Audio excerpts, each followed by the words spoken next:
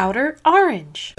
Today, we are watching some footage here. I will say this is my first time recording in a while, and I was in a little bit of a dark area, so the glare is a little bit rough here, but I'll try to explain the cards as I go. Basically, this is a Kheios versus Shiranui matchup here. A friend of mine on the left, really kind enough to let me record, so thank you so much for that. And on the right is me, and I'm playing Kheios, so like I said, Kheios versus Shiranui. Go ahead and watch it. This was kind of an interesting game. You'll see for yourself. Anyway, Shiranui is going first. I believe I won the dice roll here, and I chose to go second actually into this, which I don't usually do a lot. The Kheios has kind of like a weird thing where it doesn't really want to go first or second. It's kind of rough either way, no matter what you do. But anyway, I discard a card. I believe I discard Kheios. Draw for going second. I also get the soul charge. And if you discard the cycler, you can actually draw an extra card here, which is also really cool. So there I soul charge the Sargon. And then I'm just debating how heavy I want to kind of beat face here. I choose to kind of go hard. I call out the Makani, which is soul charge.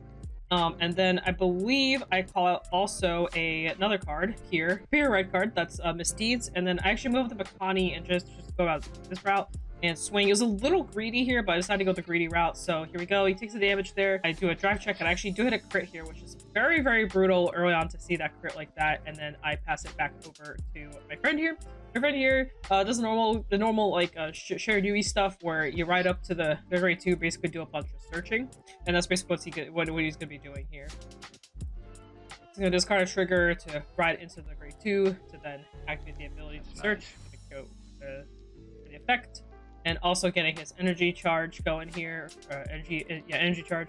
So here he goes, picking up some cards. This time he picked up the grade 1, the boosting girl that usually draws you cards, and he only had one target, fortunately, so it's kind of cool, a little bit scuffed on his end. And then he chooses to play the other grade 2 searcher, which is causing counterblast, so top 5, again, just digging for pieces that have stealth in their card name. I believe that's the restander, back to hand. That's nice. There.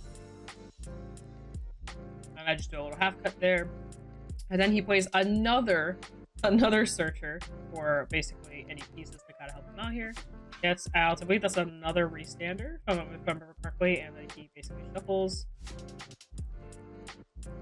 And then I see here, he meant to discard the fox first before the digging, and then he was basically swinging instead of shuffling twice. He said he was got the fox. And we were kind of discussing the concept of what matters more, like is it better to you know, get the grade 3 out first and then search? In his situation, yes, because you don't really want to call that card out, you want that in hand, so that in the way he was played out, it made sense for him to probably play the fox first and then do the digging. He was explaining that he probably did that first before he went digging with the 2 grade 2s. Probably would have made him hit some better cards. Now the player on the left, he's never faced into Kheios, so he wasn't 100% sure what would make the most sense if he should attack into the Makani here. And at first he gives me the damage, and then he's like, all right, I don't know what this does. And I did explain to him, I was like, it's gonna go to soul and then I'll get a grade 3 out, but he wasn't sure if to swing or not, to give me damage or not. He eventually decided to just go in, which I think was smart. Killing the Makani is usually a pretty good move here. So the Makani dies. I guess it was a greedy play on my end, so the fact that he let that go was good. And then he went in, I took my damage, and he put the soul to draw, and it passes back over to me. As you guys know, Kheios doesn't really usually have good guard, so I just kind of went in the assumption that I hope that I can kill when I ride up. But first we're gonna go to the grade 2, and I actually decided on rather or not to kind of go aggro here, because I had that pieces to go aggressive, but I think I just kind of decide not to, and I just go face, basically. Because, honestly, he's at 3 damage. Unless he heals, I should be able to basically just kill.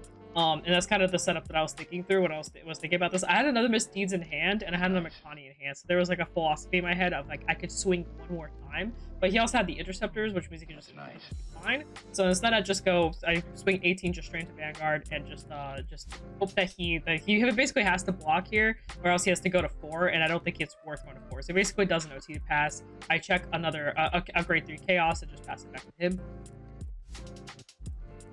Here he basically can't really do too much. He just has to set up and basically just want to, during this turn, you just want to kind of hold on to shield and just live through Kheios' turn, because going second, I get to instantly, either way, going first or second, I get to spare ride into Kheios. It's just a matter of, do I have enough soul to kind of get there?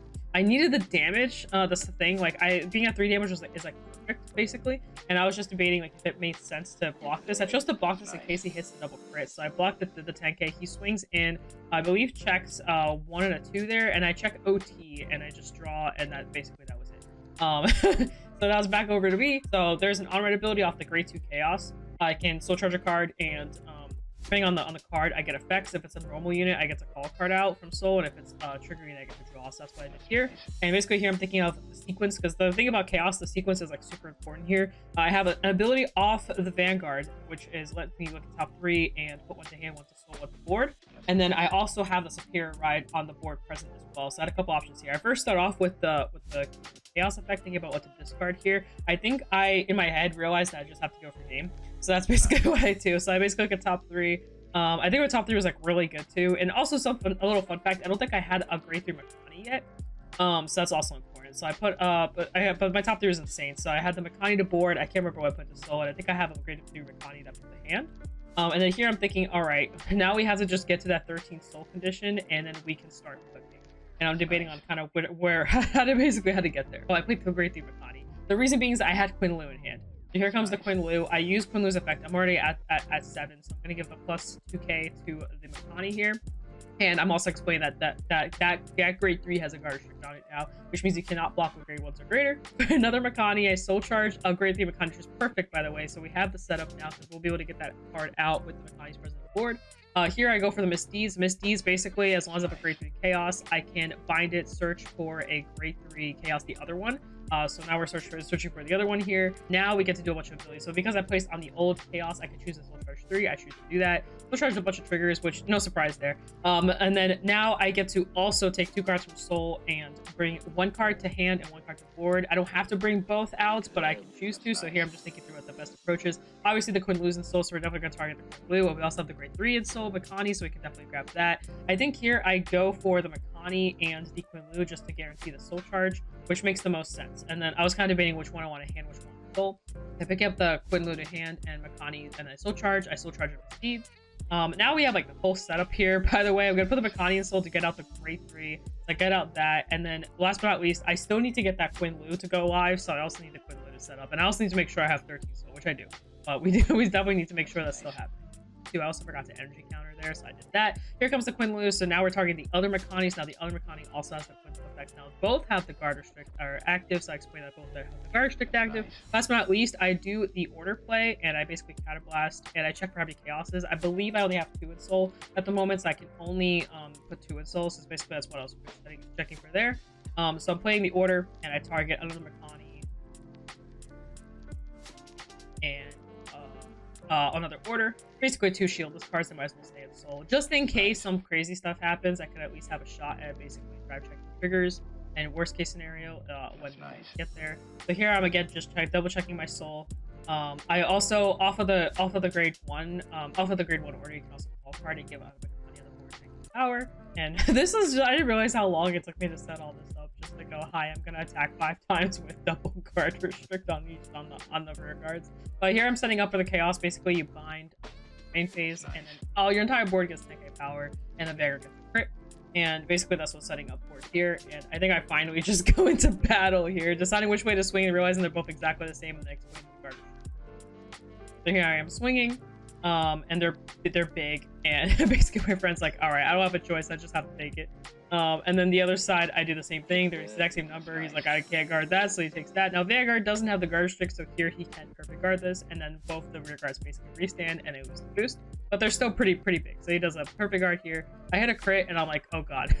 We hit a crit on top of that. I decided to set up on one side, I hit nothing on the other, and then I swing for the crit first, since that one has the lethal, and then he takes it, and that's basically game. We pounded out, and that was it. He shows his hand, and it is a ton of grade 3s, restanders. It is not looking too good over there. So that's basically the gameplay of Kheios. I will say at peak, that's usually where Kheios wants to close out. I realized very quickly that game rushing would definitely help me on the early Makani swing pushed for, especially against into Shiranui. They usually want the damage to kind of go pop off on their grade 2 turn.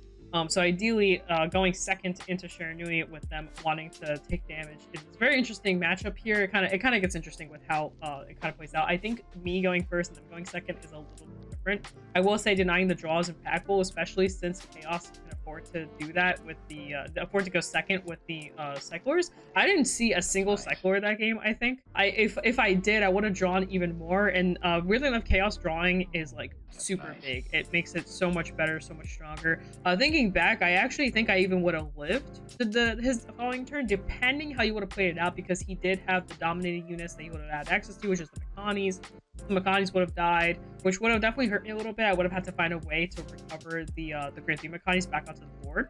He was having definitely like a little bit of a rough day, and I don't think this helped at all, because it was just a very, very brutal. This Kheios is really just ride up and kill, and if you don't, you just kind of lose, because you usually have between a 2-card to a 5-card hand, and especially when things go wrong, you ideally usually have a 3-card hand. That's like when things are kind of 50-50, when you have to commit and you have to just do that. So yeah, long story short, it was like I said, it was a pretty good game. Hope you guys enjoyed that. A little short video. Sorry that the glare was a little weird. I still wanted to showcase the video just to show how strong Kheios can be. I will say, I just as a big clarification here, this was a 5-round event. This was the last round, and I lost my first 3 and I won my last 2. So this is in no way saying like, oh, Kheios is insane. I birthed my game 1, I got OT game 2, and I got defensively OT game 3, all of which led me to a big loss. This is not me going, oh look at me winning. This is more just, this was I just wanted to show a gameplay of it, and I only started recording around round 4. Just want to make that clear. I didn't want to just showcase a game. I just wanted to be known the first 3 rounds I got completely washed. Also, just one more thing before I close it off. Divine is very heavy on if people want to go first, and Kheios is one of the few decks where it's okay with going second. So you can basically, if you lose the dice roll, you're going second anyway, you can at least have a comeback or something to kind of help you, as long as the person going first doesn't farm like crazy. If they don't farm like crazy, you can usually kill them regardless. The issue just comes down to, did you hit your condition? Other than that, guys, that's all I have for y'all today. So peace out. If you guys shop OuterOrange for new goodies, he has a bunch of Vanguard stuff and a bunch of this stuff coming out soon for pre-order, all that kind of stuff. Check that out. Like and subscribe, comment. It does help build the channel. And again, sorry for the scuff footage. I had to do my best here to get this going, but I hope you guys enjoyed it regardless. Peace out. That's for Daniel. I'll catch you guys in a future video. Bye.